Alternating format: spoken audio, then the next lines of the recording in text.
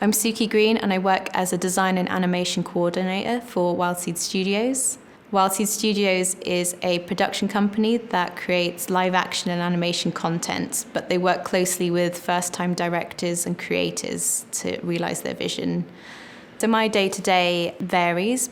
There's a few different stages of production, pre-production, production and post-production. So it changes depending on what stage we're at in the show. So as a coordinator, I would say I'm the eyes and ears of the production, and it's getting that information to the production manager, to the artists, to the director is so important. Quite often in animation, you'll have several departments running along at the same time. This is to be more efficient and to work within a budget and a schedule. So making sure all of these processes can work at the same time would be extremely challenging if you didn't have a means of communication between everyone. So that's what I do in this company. But everyone's got their own special set of skills. A production manager is far more focused on the bigger picture stuff, making sure that the schedule's running to budget, that the schedule's being adhered to. And then you've got the artists who are super valuable and that we have to support and make sure that they've got everything they need to do the best work that they can. And the director's kind of like the spearhead of it all. Like they're making the creative choices and the creative vision for the whole team. So yes, lots of little puzzle pieces all making one picture. So when I was younger, I was obsessed with watching animation. I loved Disney films. I loved playing video games. So that obviously piqued my interest in the arts. At school, I loved doing drama, English, music, and art. So I naturally gravitated towards the more creative subjects. And I think one day it kind of dawned on me that people actually make animation. So I knew from about secondary school age that I wanted to go into the animation industry. At the time, I was quite naive. I thought that everyone who worked in animation was an animator, so that's what I thought I wanted to be. So when it was time to look for university degrees, I looked for degrees in animation production. So I attended open days, went to a few different areas of the UK, and then did a animation production degree in Bournemouth. And that's when I learned about all the different roles that go into making animation. You have a production team, you have people who do compositing, you have people who do rigging. There's so many different job roles that encompasses animation. So I slowly learnt that I wasn't the best animator, and I kind of gravitated more towards the kind of organisational problem-solving area, which is production. A useful tool for finding out what actually goes into making an animated feature, film or show is to actually watch the behind the scenes on DVDs. That's how I first kind of learnt what went into a Ghibli film, for example. There's a whole team behind it, and I was quite naive in thinking that, you know, you could do an animation of the same standard by yourself. I didn't realize that, you know, there's people there specifically to write, there's people there who do the music, there's people there that do the compositing. You've got to sometimes rig characters, which is how you make the designs move and animatable. So that was like a really great way of learning just at home before even going to university. But then when I was doing my research for universities, certain courses were very team-focused and team-based, and that's very similar to how it works in the industry. So I wanted to go into a course that kind of mirrored how it would be like when I eventually got into the industry. So when you start a show, you start with something that's called pre-production. So it's when you start with the scripts. What's the show going to be? Who are the characters?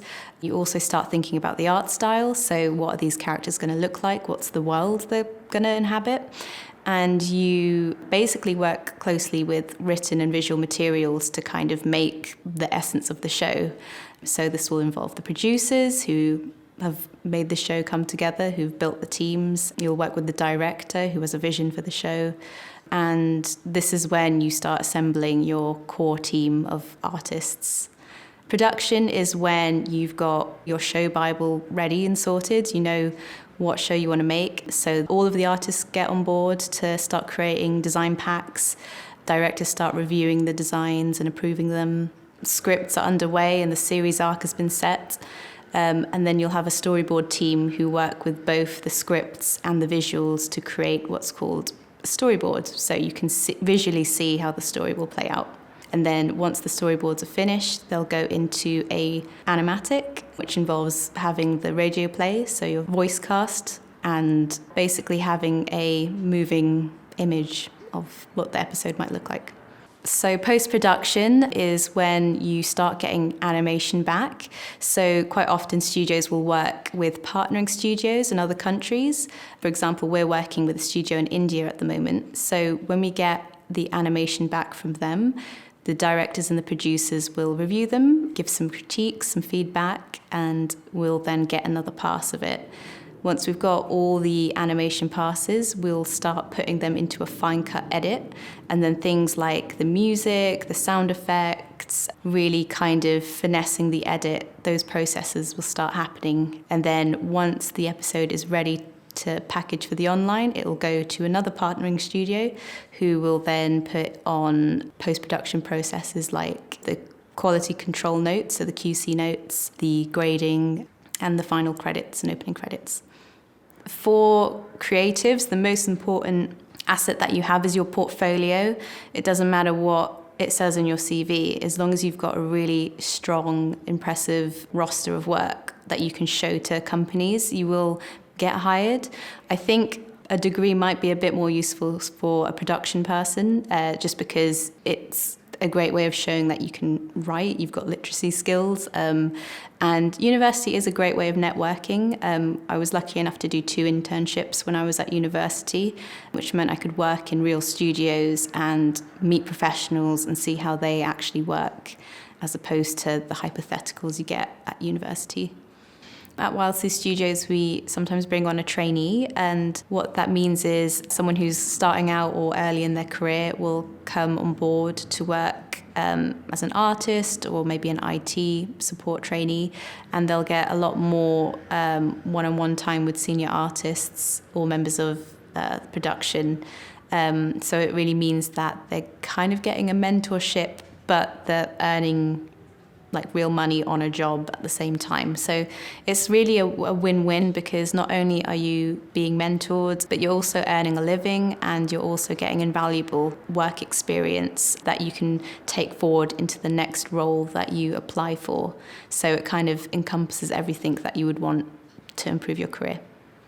My advice for people who are looking to get into the creative sector is to watch and experience as much creative content as you can. I think having that well-rounded knowledge of what's out there is so invaluable.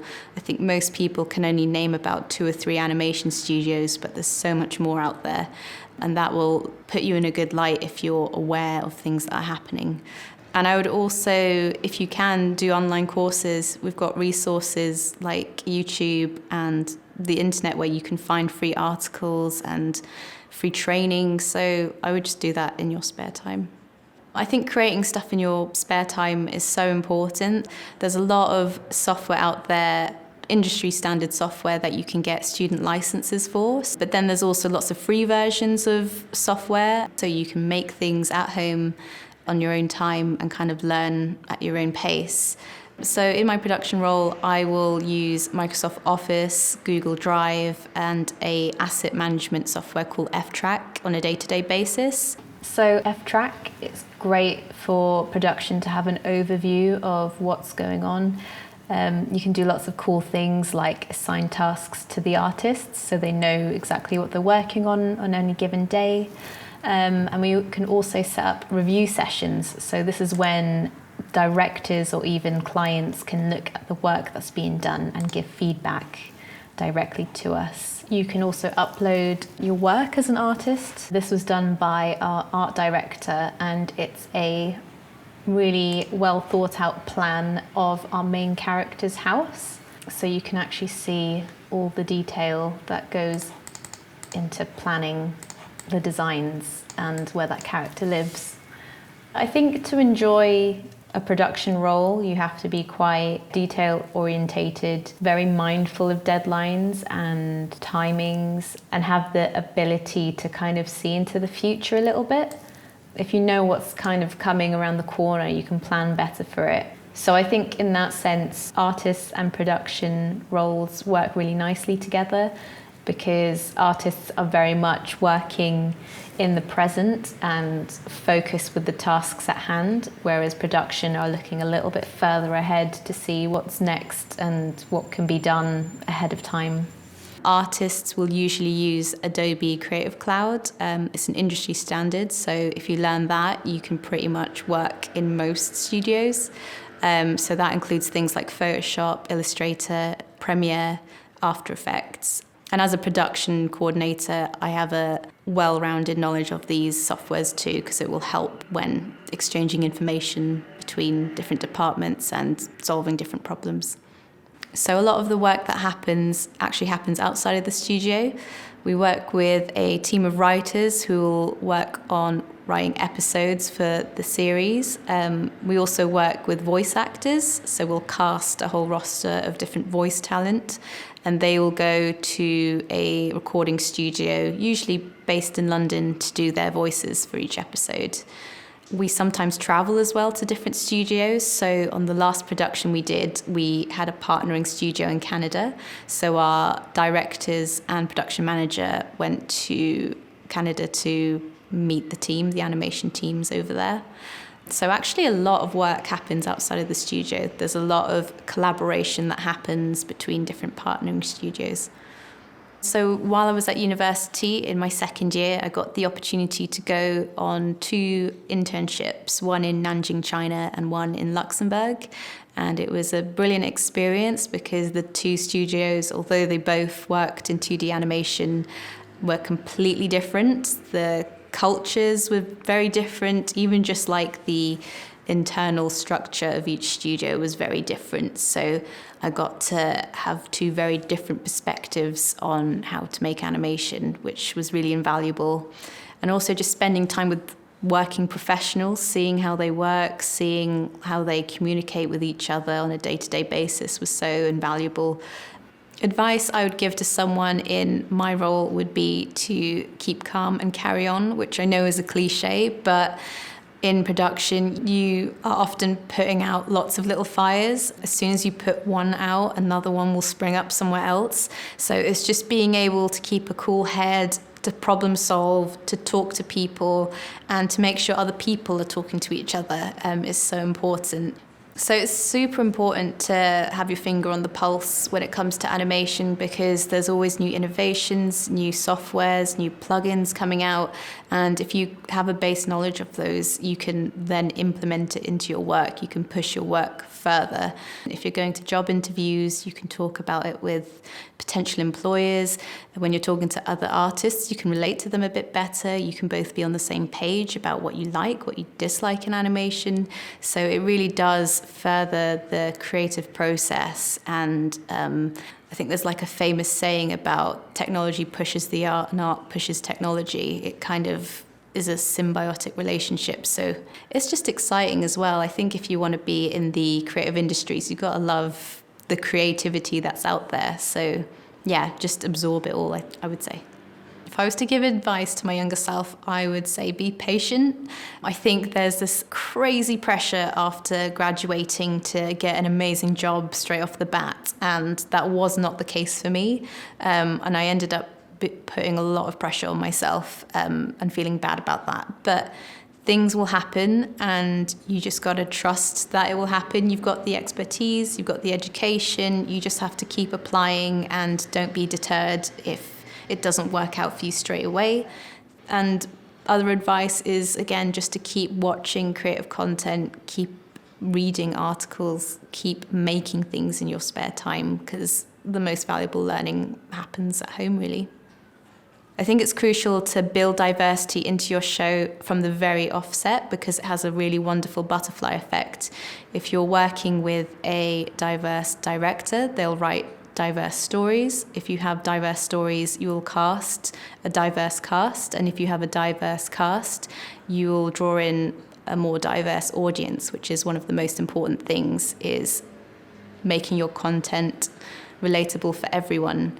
And if you have a diverse audience, it means that you're then going to have the next wave of directors, writers, artists who will want to work in the industry. So I think it's a really lovely effect that you can be having